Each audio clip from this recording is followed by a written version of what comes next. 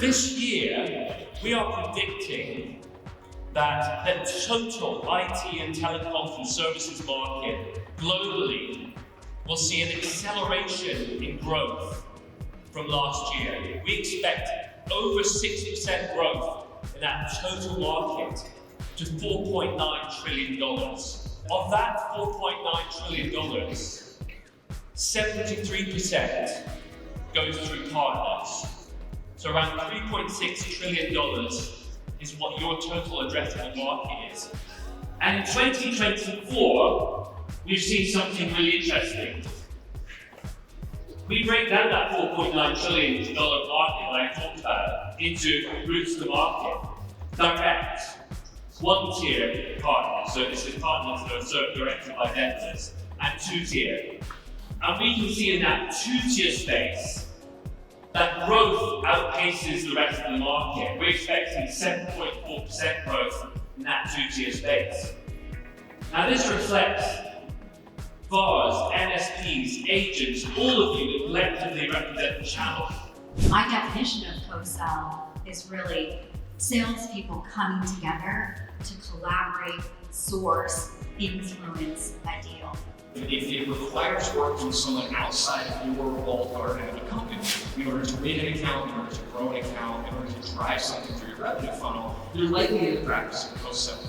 This is the power of co-selling, in my opinion, where two or more companies combine and win disproportionately. That's where the power shines. All the values of partnering, which is 20-30% of every dollar that flows in the $5 trillion, needs to be accounted for, needs to be paid, needs to be acknowledged. This is what co-sell does. So by the end of this year, the majority buyer of the $5 trillion will be a millennial. Millennials see partnering as a team sport. The average enterprise or mid-market, medium-sized buyer today has 7 partners they trust.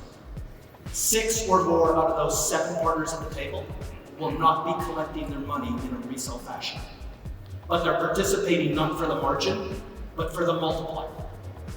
If you're in a Microsoft deal, they'll tell you that there's $7.63 available for every dollar of Microsoft to get it to work. AWS is $6.40, Salesforce is $6.19, HubSpot's $5.80. The best co-sell companies today have a lot of direct business, but they understand there's 7 partners involved in every deal. So regardless of how money changes hands, they're investing in co-sell so that instead of you making 10% or 20% of the deal, you can make 200 or 300% of the deal.